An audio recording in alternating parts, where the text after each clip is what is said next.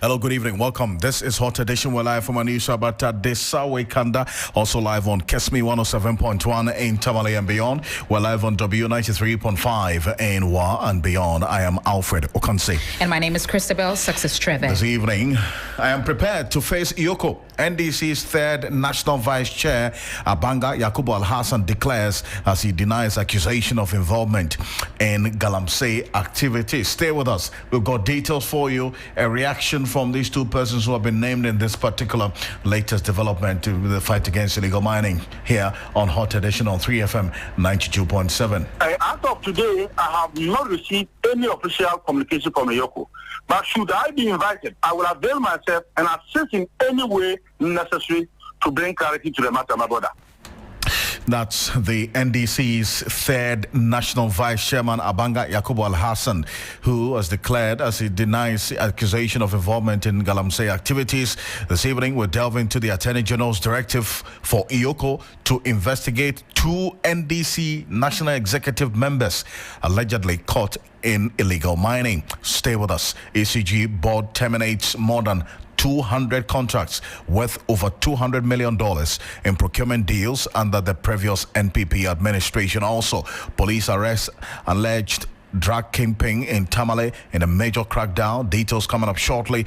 And government approves 3 out of 4 demands put forward by the Ghana Registered Nurses and Midwifery Association.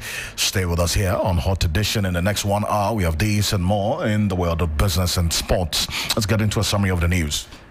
Yes, and in this summary, the government has approved 3 out of 4 demands made by the Nurses and Midwives Association.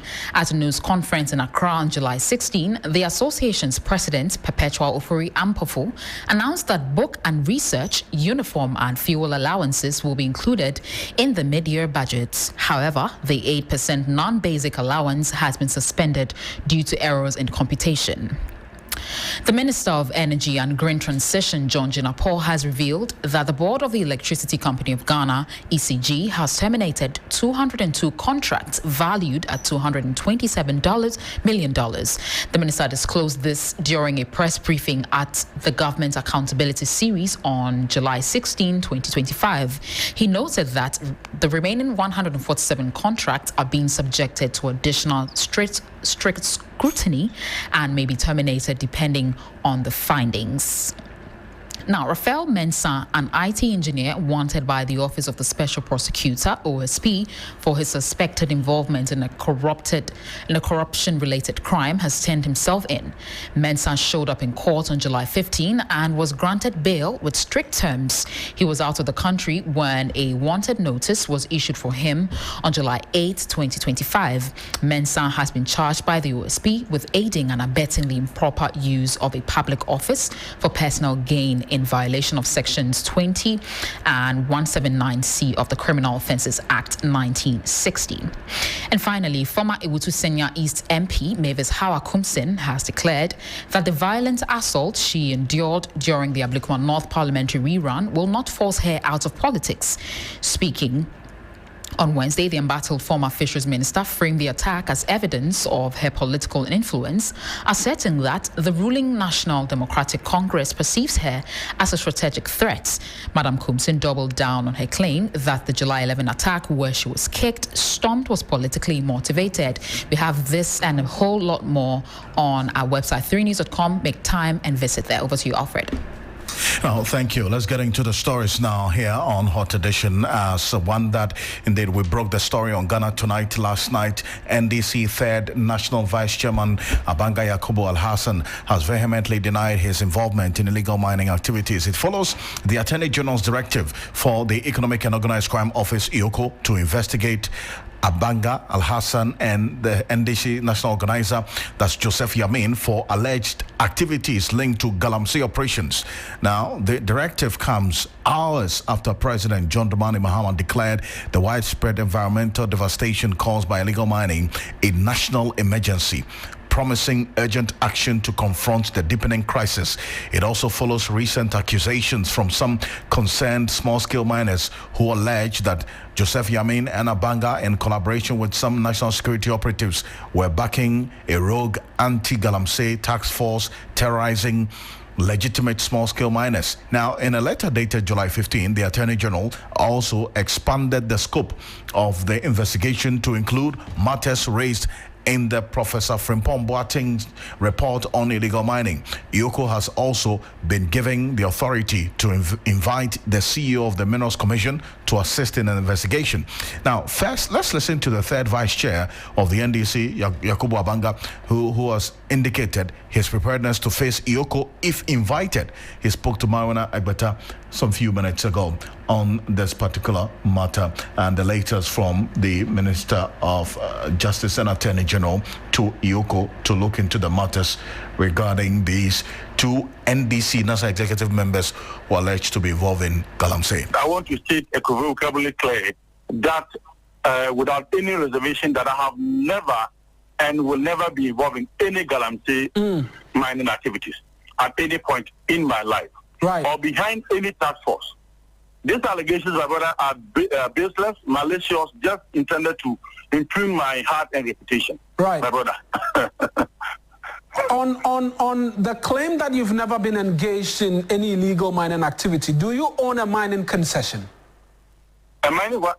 Do you have a mining concession in your name or in a company you own? Yes, I have a mining concession, but as you speak, my brother, I have no excavator working for me at anywhere. That is why I have stated clear that whoever has any evidence against me that I'm doing illegal mining, or I am destroying the forest reserve or the water bodies, or I have formed a task force that is going around to extort money for people, from people to me, I will forfeit my position as the national vice chairman of the party, my brother. This allegation by the Small Scale Miners Association was made as at the 2nd of July thereabout. Did they have you caught wind of the allegation even before we saw the Attorney General write to IOCO? Did you try to respond to them and understand the basis upon which they were making these accusations? I came across a certain fake publication with a particular number, I think 0244 254231, that is registered to one Roland Agudogo. And then the name that issued the press worry or the press release was Andrew Aban, who is named in the release. And this was much exposes a clear case of impersonation and deceit. Their intent to tarnish the hard reputation I have gained over the years will not wash, my brother. So I have stated clearly once again, I am ever ready to cooperate with IOCO. Whoever thinks he has evidence against me, Abanga Yakubu Al-Hassan, the national vice chairman of the party, should bring it to IOCO. And I'm prepared to meet IOCO. That I am need to forest Galamsey or whatever. I have never been involved in any Galamsey activity. And your mining concessions as well, no mining is taking place there.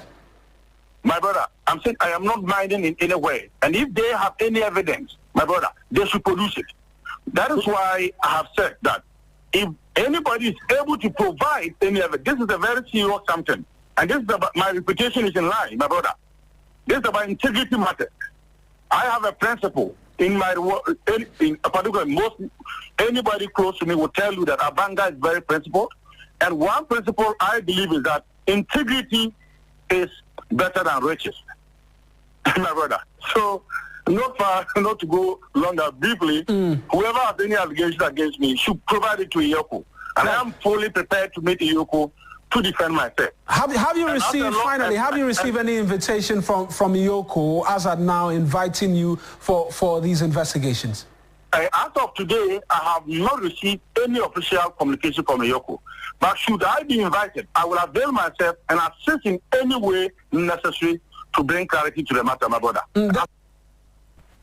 So that's the third national vice chairman of the NDC, Abanga Al-Hassan, there, who together with the national organizer of the NDC, that's the ruling NDC, Joseph Yamin, have been cited in this letter from the Office of the Attorney General, Minister of Justice. In fact, he signed this also addressed to the Director of the Economic and Organized Crime Office to invite these two individuals. That's Joseph Yamin, the national organizer of the NDC, and then also Al-Hassan Abanga, who is the third vice chair of the NDC, for questioning questioning over their alleged involvement in illegal mining. Well, the Ghana National Small-Scale Miners Association has expressed concerns over what it described as worsening harassment and extortion of its members by police and certain politically exposed elements. Spokesperson for the group, Abdul Razak, addressed a news conference in Kumasi in the Ashanti region. It is a human rights and corruption concern. Across various mining communities in Ashanti, Western North, Upper East, Eastern, Western, and Savannah regions, countless hard-working small-scale miners are being targeted and terrorized by those meant to protect them. Politically exposed persons manipulate security agencies for profit and power, undermining formal small-scale mining activities. Some police officers and other security agencies, sometimes acting under this influence or protection of power, political figures, storm mining sites with impunity,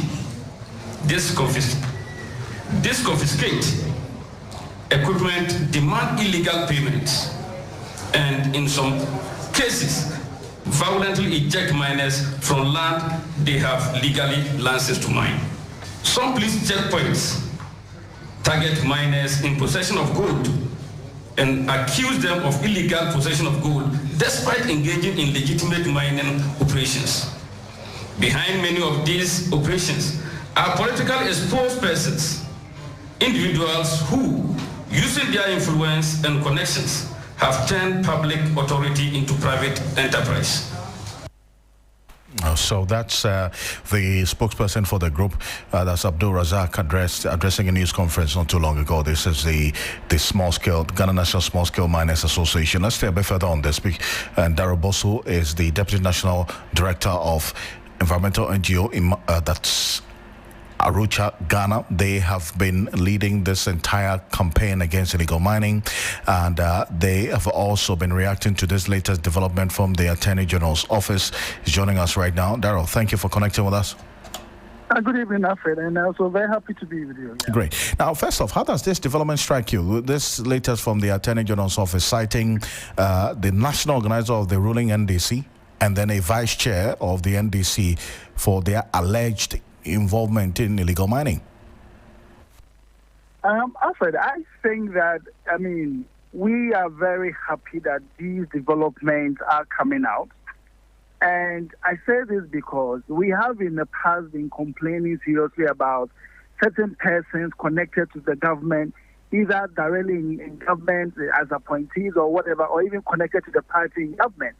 And you recall that in several of our press releases, together with the Ghana Coalition Against Galamsey, we did talk about persons like the Dunkwa constituency chairperson for the NDC, also the Axim chairperson for NDC, and then also there was also reports of the MP for our win also engaging in illegalities. And we've been talking about it for some time now. All efforts to get action taken has fell on deaf ears, and we thought that, look, we need to really see action. Otherwise, we are not going to create the necessary confidence among the populace that the government is really interested in dealing with persons connected to government involved in or purported to be engaging in Galam. So for us, we see this as a good step. We only hope that it's not just a directive just to get everybody excited as we are now, but really a directive that they will see through and make sure that if indeed these people are found culpable in engaging in illegalities as well as Galamsey, then they should be brought to book. I don't also want to see that maybe this is probably trying to find a scapegoat, because there are really a lot of people, and there have been several reports of persons connected to this government already very actively engaging in illegal activity. So if the government wants to use these high-ranking personalities or officers to really show to the grassroots that, look, we are not going to tolerate illegal activities from you, then that is also very good. And I want to really encourage the government and Attorney General to go all out and get to the bottom of this matter, because it is very important for sending the right message out that this government is not going to countenance any illegality from persons connected to it. So I think that it is very good, and we need to see the end of this. Well, as you indicated, They still are innocent until proven guilty. You've heard both of them come out. I'm talking about Joseph Yamin and then Alhassan Abanga. Both have been speaking to us, indicating their innocence. They've denied any allegation of their involvement in illegal mining. In what form should this investigation by IOCO take so as to ensure that level of transparency? Because you have indicated that it should be transparent enough for us all to see and believe the outcome of the said investigation. In what form should it take? Well, I think that, yes, like you said, everybody is innocent to proven guilty. And I believe that the IOCO has got their own ways and means to get to the bottom of issues like this. These persons are already saying that, look, come out with evidence, show the evidence. And if the evidence is legitimate enough for it to be used in the court of law and all of that, then they should go. And so I believe that we should allow the security agencies to do their work. I believe they also have some information. They are also challenging everyone. If you have information involving to show that these people are involved in Galamsey, do really come out and let's all see. So for me, I think that they're working with their laid-down procedures and being transparent about the process is very, very important. It also makes the whole exercise very credible. And we all know that it's not just some deliberate action by government to just go after certain people because they are not really happy with some of the things they are doing. So I think that we need to see transparency all the way. We should work with the book, work by the law, as is stated, with respect to investigations in matters like these. So I believe that eventually, that the way they do all of this and handle the issues and even keep the public along with them is what is going to make this whole thing very credible. And we all want to see that this is properly done so that others who are sitting and watching will learn not to make the same mistakes. I see. But then again, there's another aspect of this development which the Attorney General is asking that beyond the media reports that reference these two individuals being allegedly involved in illegal mining, he wants IOCO to expand the scope of the investigation to include the Professor Frimpong Boateng report on illegal mining. It's a good development, you would say? It is an excellent development. I mean, it's about time. I recall when this report, Professor Frimpong Boateng's report, came out, we called on government to really investigate all of that. All of those requests really weren't taken seriously. The government pretended they didn't hear anything. So it's about time the government really wants to see this done, because nobody should be allowed to get away with getting into illegalities, and particularly involving Galamsey. So I think that it's also another good news that we are all very happy to see that IOCO really gets busy and starts really giving us some results. Because there's a lot of impunity, and these are the sort of actions that will let people know that this government has zero tolerance for Galamsey. But this is one as well that I'm sure is you're going to be keenly watching closely. Exactly. We are really going to be monitoring. I'm sure all of us, together with the Ghana Coalition Against Galamsey, we are going to be monitoring. I mean, we have already been telling the government that, look, you need to be giving Ghanaians regular updates on television, on radio, so that we know what is happening with the Galamsey fight, with the IGP fight, wherever they are. We need regular updates. But that said, we as citizens will also do our monitoring and make sure that we stay updated and get information and keep pushing until the right thing is done. I appreciate you, Darrell. Thank you so much for joining us. It's a pleasure. Thank you. Darrell also is Deputy Director of the environmental NGO Arocha Ghana, joining us with the stars. We go on our Facebook page at 3FM927. We are showing you videos, the current state of some of the forest reserves in the Ashanti region when it comes to illegal mining. Certainly not a good picture at all. Now, one development from the Attorney General's letter to the Executive Director of the Economic and Organized Crime Office, IOCO, that the investigation should include the Professor Frimpong Boateng report on illegal mining. If you recall, this was a report that was commissioned by the ex-Wal administration, the Nana Dankwa Akufo-Addo-led administration, because Professor Frimpong Boateng was then the chair of the Interministerial Committee on Illegal Mining. Now, when he put together this report, in his own words, no action was taken, and he has been gathering dust. I spoke to him exclusively sometime last year on this report and what he expects a subsequent government to do, and he indicated that he would expect that any government serious about fighting illegal mining will pay attention to the details of this report that he, together with the team, led to investigate matters of galamsey across the country. This is what he had to say. Charles Bishu, the chair, that's the secretary to your committee, says that, I mean, you also have questions to answer, that you are not clean yourself. That is his opinion. He can report me to any investigative agency or SHRA or whatever they want to do. I'm clean. You are clean? Yes. You have no questions to answer during your tenure as the chair of the Interministerial Committee on Illegal Mining? If there are any questions, I'm prepared to answer the questions.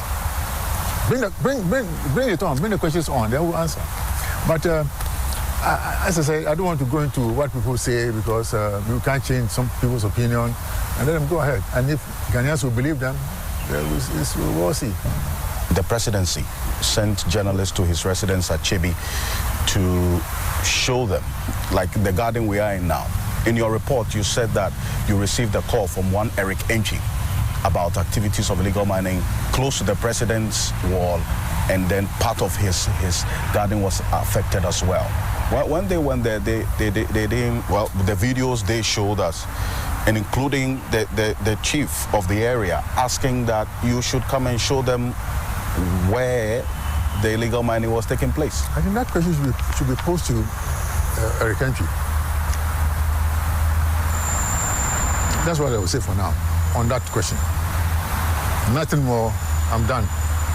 Who is Eric Enchi?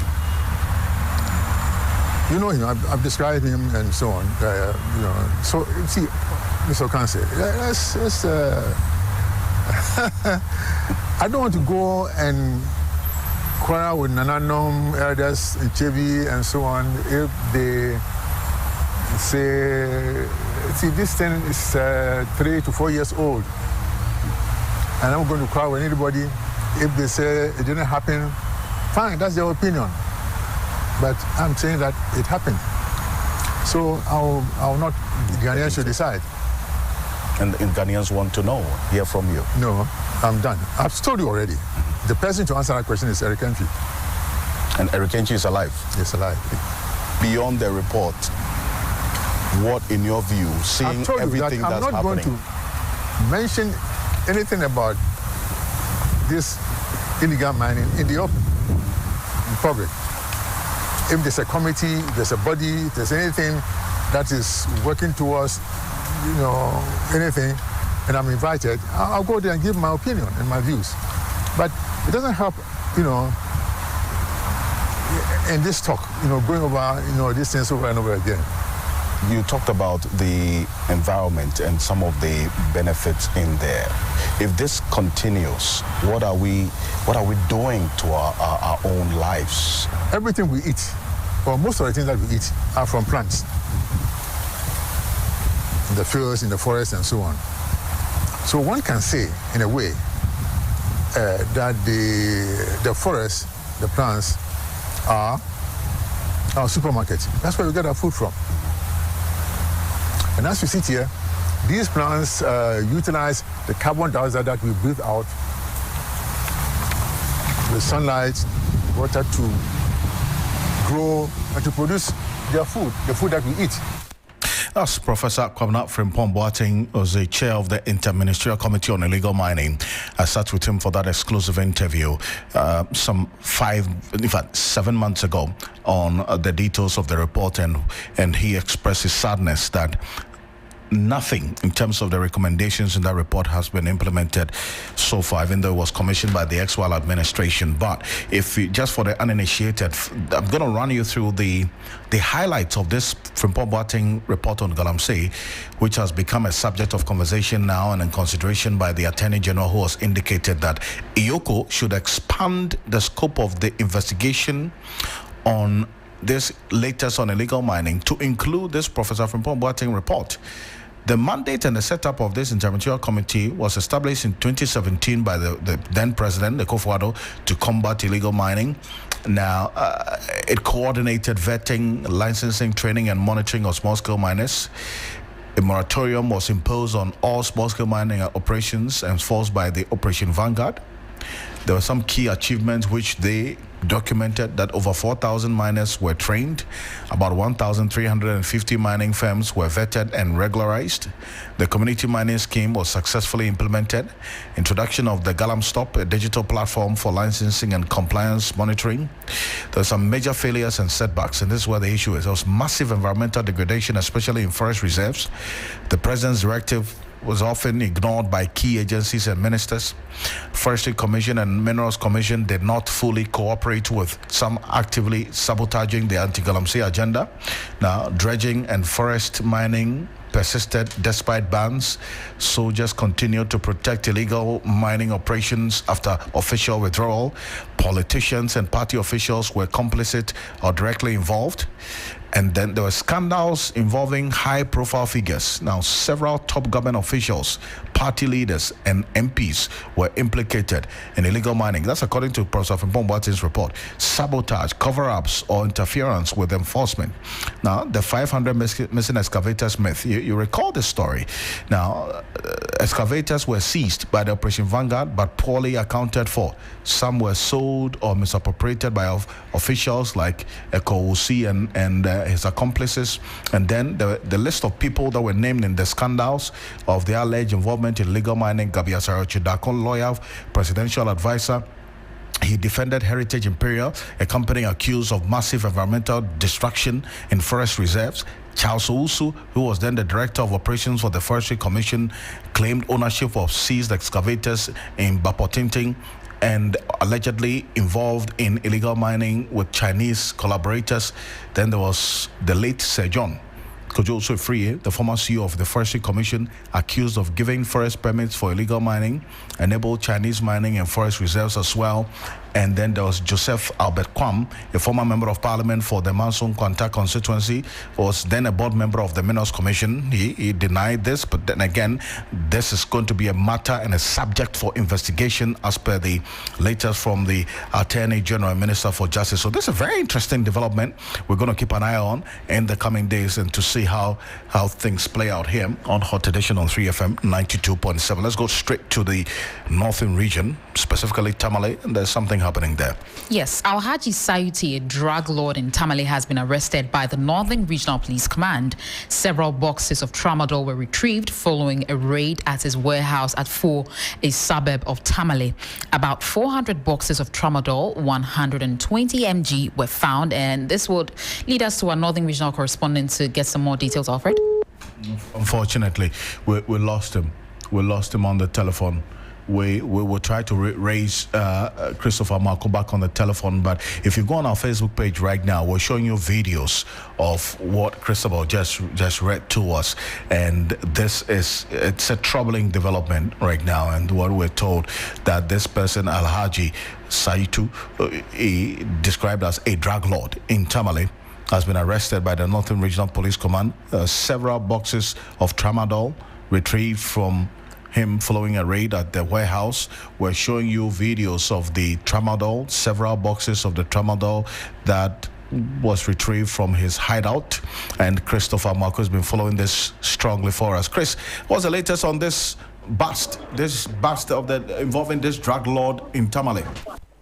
Yes, so Alfred, what we do know right now is that Alhaji Sayuti is in the hands of the custody of the Tamale police, and he's assisting them with investigation. The anti-drug task force in Tamale apprehended him because he has become an agent.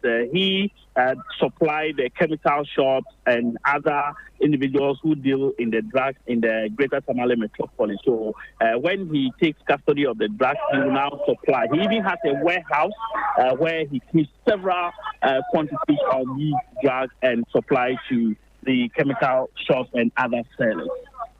I see. Now, if he's described as a drug lord, is it that he is known in the community for this particular nefarious activity? Okay, so before his arrest, he is one of the respected persons in the greater Tamale metropolis. Even though people suspect his dealings, they could not actually point to him that he's dealing in drugs. but the anti-drug task force, based on information that they gathered, apprehended him, and he confessed to them that he's been dealing in the drugs, and actually the police, the Narcotics Control Commission, and other relevant security agencies in the fight against drugs in the greater Tamale metropolis actually went to his warehouse. He actually took them to the warehouse where several boxes and quantities of tramadol were retrieved. And he said that he's been supplying some of the chemical shops. So right now the police is on manhunt for some of the persons that he's mentioned that he's been supplying them for them to also assess them in their investigation. I see. If you say he's a respected member of the community, what do you mean? What does he do?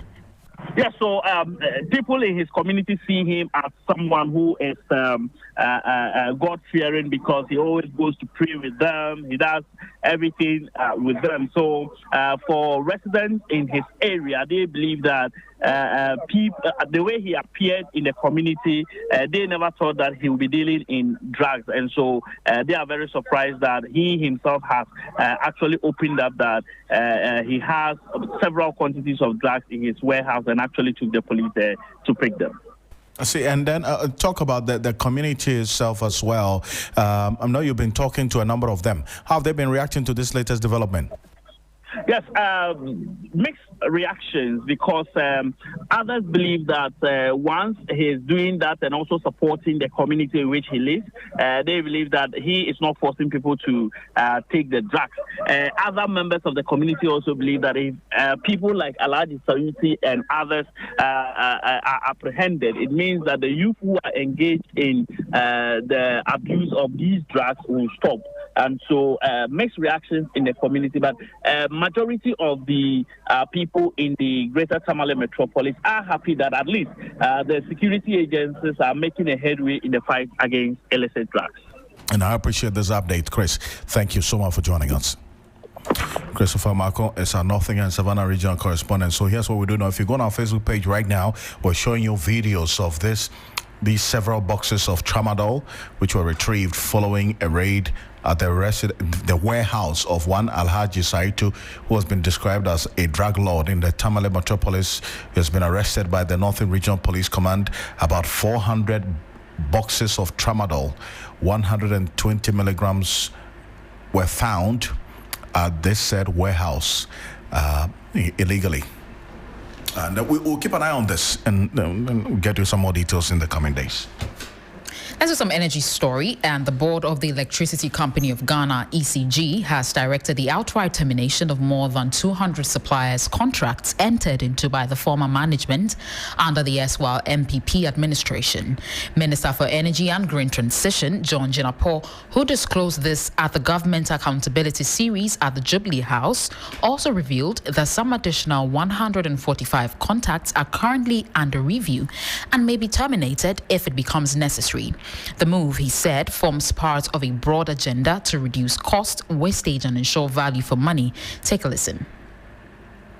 I can assure you that we are not going to witness the kind of procurements we witnessed over the years. And as minister, I take full responsibility to ensure that they adhere strictly to some of these measures. So far, 347 supply contracts that have failed to deliver goods within the specific areas are up for review. The goods in these containers were not part of the materials locked up at the ports. These are new containers coming up following procurements that were undertaken previously. They are yet to be delivered. The ECG board has approved the outright termination of 202 of these contracts. The total value of these contracts is estimated at 227 million United States dollars, 1.17 million pounds, 4.08 million euros. The remainder of the 145 contracts are being subjected to additional strict scrutiny and may be terminated depending on the findings. We are determined to ensure that we clean the sector. The ministry has also signed some KPIs with management, and management has also signed KPIs with the regional office and will hold them to account. Meanwhile, government has announced the discovery of oil in large quantities in the upstream petroleum sector in the West Cape 3 points. The government has thus completed appraisals for 2 entities to begin commercial production of discoveries and urban Akoma discoveries. The Minister for Energy and Green Transition, John Jinapor, said this during the Government Accountability Series at the Presidency today. It is therefore not surprising that within the last month, the government has supported 2 operators to conclude appraisal of some existing discoveries. The appraisal of the Afina discovery in the West Cape 3-point Block 2 and urban Akoma discoveries have all been completed successfully, resulting in the declaration of commercial oil discovery. Ladies and gentlemen, these mean that these fields merit development and production and will be brought on stream the ECG for production board in due course. What it means is that the decline that we've witnessed over the past 5 years would plateau and begin to rise. That is very positive development for the sector. The ultimate effect will be an increase in Ghana's hydrocarbon production and revenues in the near future. Urban Akoma is scheduled for a fast-track development via tie-back to the existing OCTP infrastructure, which was put in place during President Mahamad's first administration. Appraisal of Akoma is currently ongoing. The government, as part of efforts to secure additional investment, has also signed an MOU with our Jubilee partners, and they intend to spend around 2 billion in the upstream petroleum sector and also reduce the cost of gas, which ultimately impacts electricity production. And so we are seeing very, very positive trends in the petroleum sector. He also said government will soon roll out the electronic vehicles promotion for government officials. A couple of weeks ago, we launched our EV promotion program so that these EV vehicles would depend on solar for charging.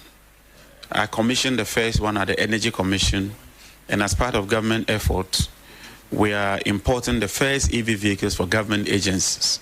So very soon you will see ministers driving EV vehicles. We'll roll it out to other departments, and heads of agencies, some of who are here, will be driving EV vehicles powered by solar power. We will, in collaboration with the private sector, extend it to commercial drivers and other users so that EV vehicles would become a norm as far as the nation is concerned. This year, the ministry is developing a 5-year strategic document for the implementation of renewable energy and our green transition agenda. This will serve as a blueprint to guide us so that Ghana can make strides when it comes to renewable energy. Well, that's John Jinapor. Let's say a bit further on this. And Benjamin Nsia is the Executive Director of the Center for Environmental Management and Sustainable Energy. Nsia, now, starting off from where the Minister just ended about the plan to roll out EV vehicles from the ministerial level down to the departments and agencies of government to achieve that green transition objective of the ministry as it has been established now. How do you expect things to play out in the coming days? Thank you very much. I think that this policy is welcoming, and it has delayed for some time now, looking at where we started from since 2011. I think that we passed several acts with respect to renewable energy. We've developed several renewable energy frameworks. I think the recent one is the Energy Transition Framework, which also features renewable energy. And one of the areas, especially in recent times, which has seen emission of greenhouse gases is the transport sector. So if the ministry and government wants to now champion the usage of renewable energy within the transport sector, which reduces the energy level emissions of GHG, I think it is welcoming. and we must all support it. But as I indicated, normally making an announcement is different from implementation, because we've seen some of these announcements made in various policy documents, made in various established acts, but implementation has been a problem. So there should be an implementation framework for CSOs and the media, so that we could be able to track government and ensure that this becomes a reality within the shortest possible time. And we're also hearing that government has cancelled over $227 million power contracts over non-performance as well. I mean, and this is part of a broader review of 347 agreements entered into by ECG, many of which had failed to meet agreed deliverable timelines. Yeah. I think that if $1.17 million pounds contracts shrouded in corruption, contracts that are unnecessary, and their supply were in excess, huge excess of demand, then cancelling or terminating them is something that we must commend, because such actions improves efficiency of the sector, and also does cost savings, because we are talking about a sector that's in serious liabilities and debt distress.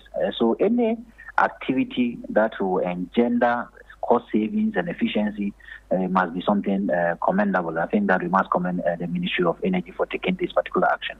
But it also comes with certain limitations that as a ministry, they must be careful in how they communicate some of these terminations, because if they are not communicated well, it is likely going to drive away investors who may potentially in future want to invest in our country, because they may think that at any time any government could use its political to terminate contracts. So you should be very careful in how we communicate it. The second part is that we also must be careful in how we terminate some of these contracts. If we do not apply the necessary legal tools in their termination, it could also lead to judgment debt. And as a country, we've witnessed a lot of judgment debts paid due to some of these contract termination. So we need to be very careful. And lastly, I think that I wanted to have heard the minister mention how we may prosecute engage in these contracts that will cause or were causing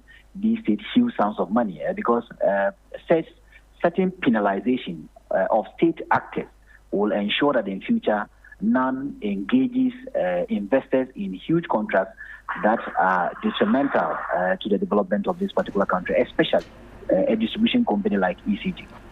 Thank you, Mr. Nsia. Thank you for your thoughts. Benjamin Nsia is Director of the Center for Environmental Management and Sustainable Energy. The Ghanaian government has approved 3 of the 4 demands put forward by the Ghana Registered Nurses and Midwives Association, GRNMA.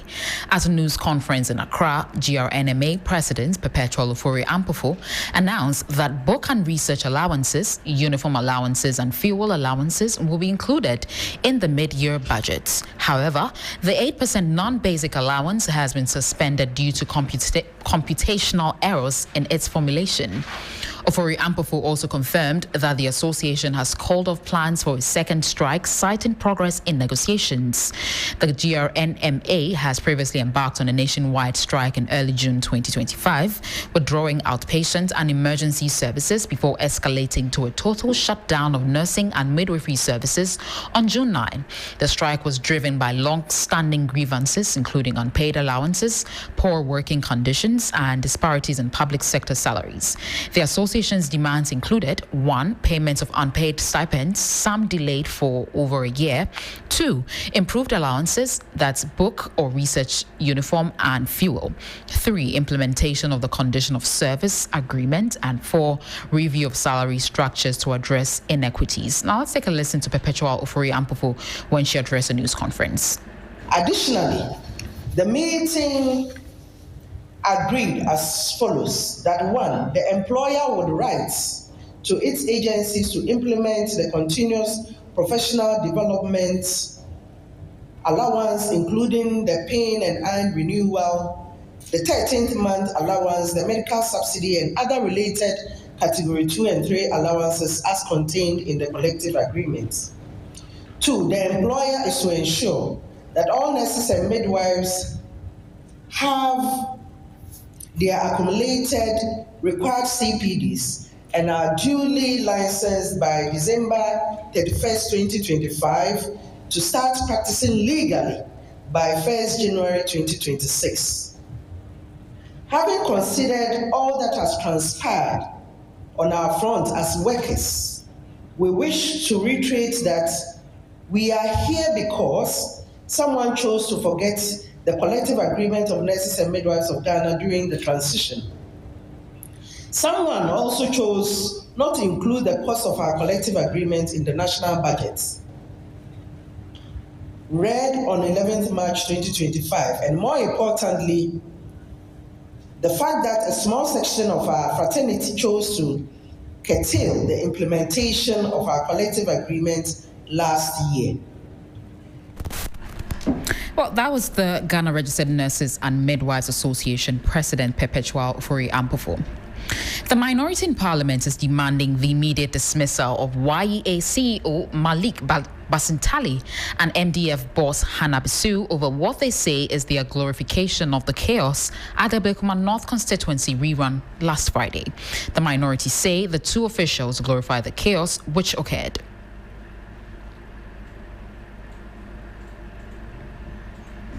Caucus demands the following actions: the immediate dismissal of violence endorsing officials. President Mahama must immediately dismiss Dr. Hannah Louisa Bisu from her position as CEO of the Minerals Development Fund and Malik Basintali from his role as acting CEO of the Youth Employment Agency. Their celebration and justification of violence against opposition figures disqualifies them from holding any public office. This dismissal must happen to demonstrate that the government does not condone political violence. All individuals involved in the Blekuma violence must be arrested and prosecuted to the fullest extent of the law. The police must provide daily updates on their investigation and arrest. There can be no impunity for those who attack our democratic process.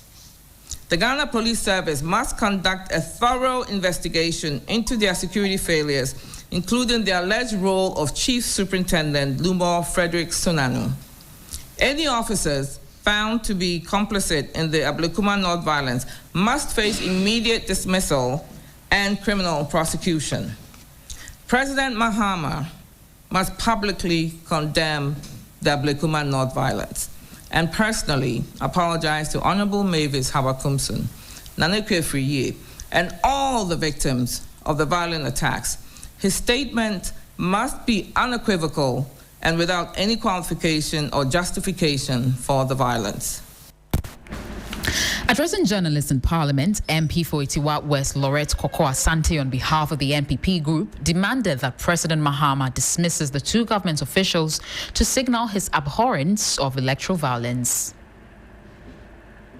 Police Service's response raises serious questions about their preparedness and commitment to protecting our electoral process.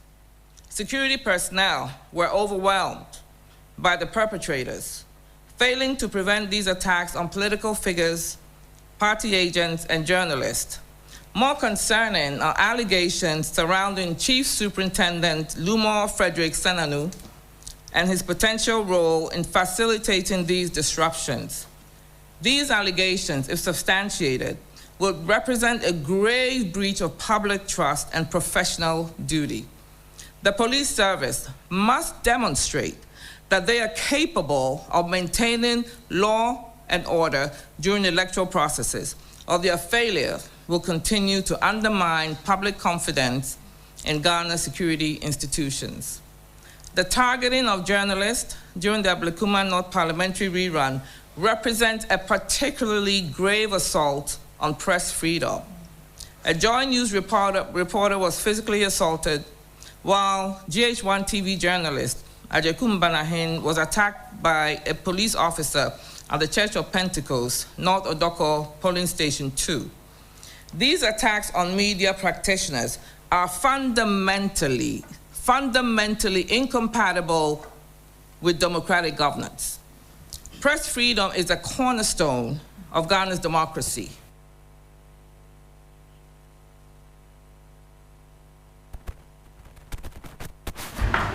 Well, you just heard the MP for Tiwa West, Lorette Koko Asante. We'll be back with the business news and the latest in sports. Please stay.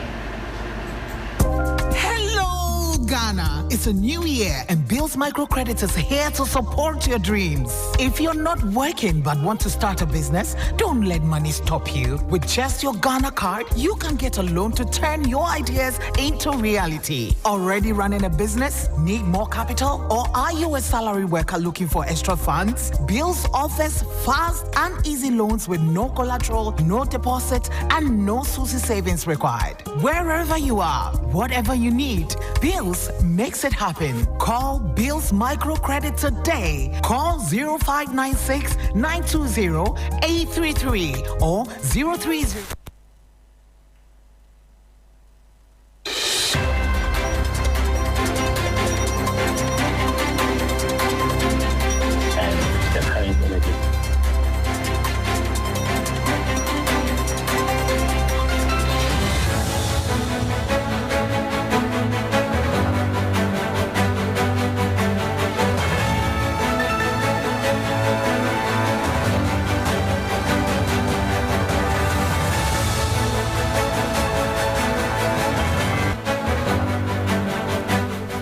Hello, good evening and welcome to the business segment on Hot Edition on 3FM 92.7 with me, Bismarck Ausa. Coming up tonight, fuel prices increase across major pumps with oil marketing companies blaming one cedi tax for sudden jump despite expectations of marginal drop. We'll bring you details.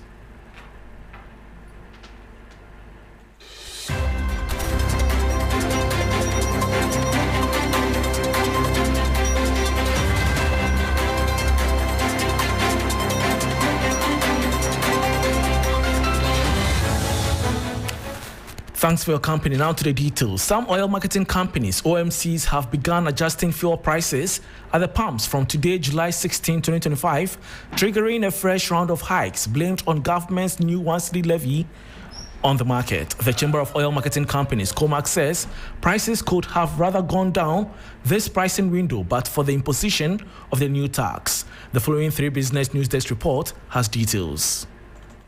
Fuel prices are on the rise again, this time driven by the government's introduction of the one cedi fuel levy, which took effect today, July 16.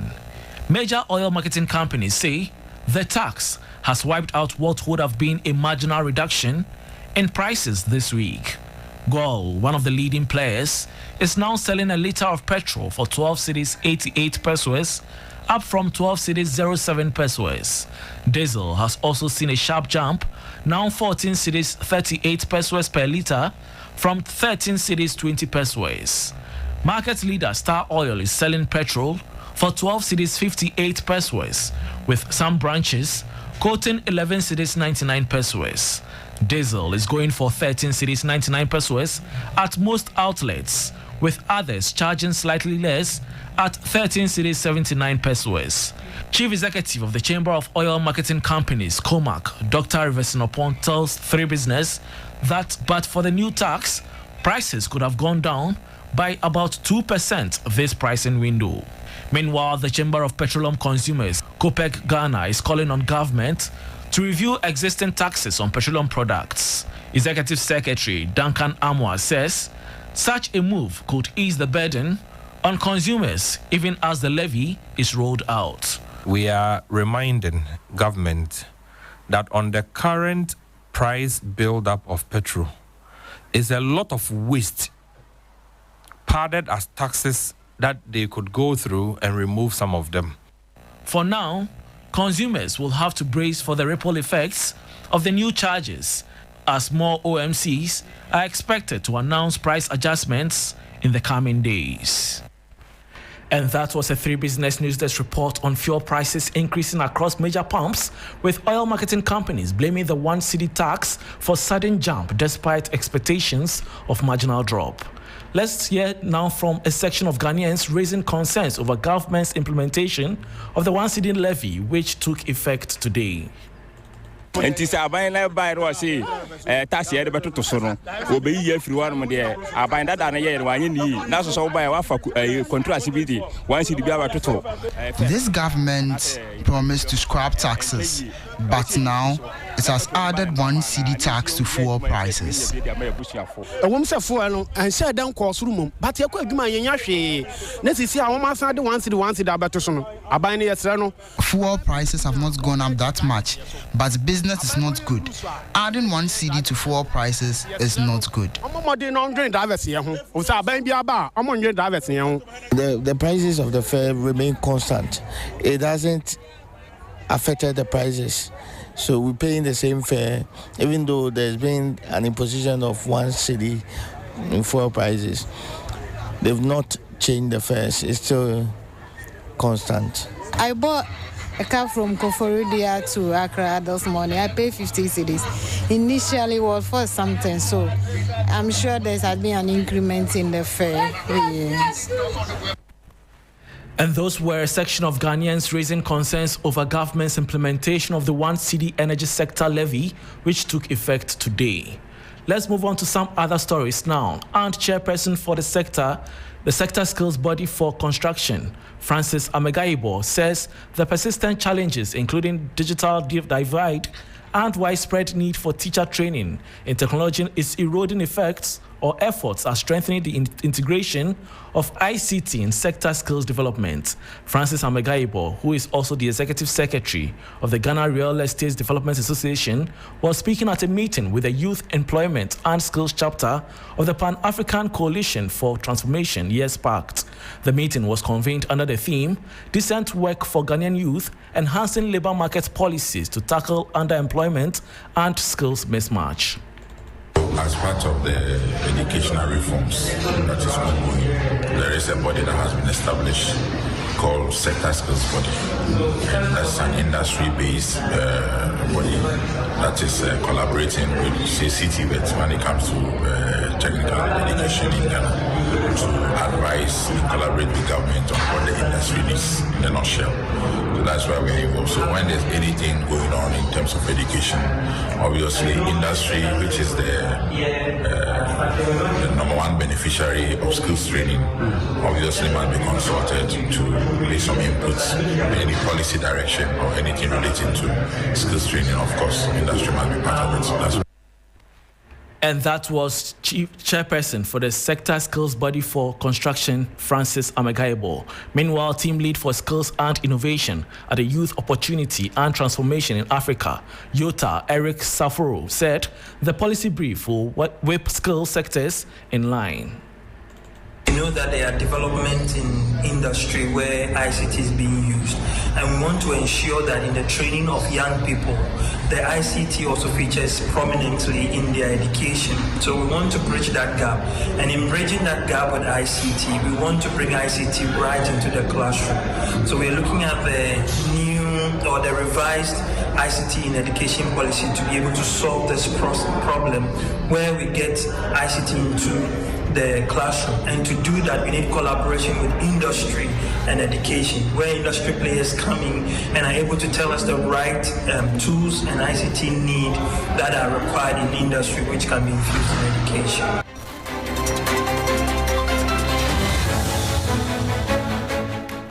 And that was team lead for skills and innovation at the Youth Opportunity and Transformation in Africa, YOTA, Eric Saforo. Bringing us to the end of Business News on Hot Edition with me, Bismarck Awusa. For more business stories, please check out our website, 3news.com. Thanks for your company.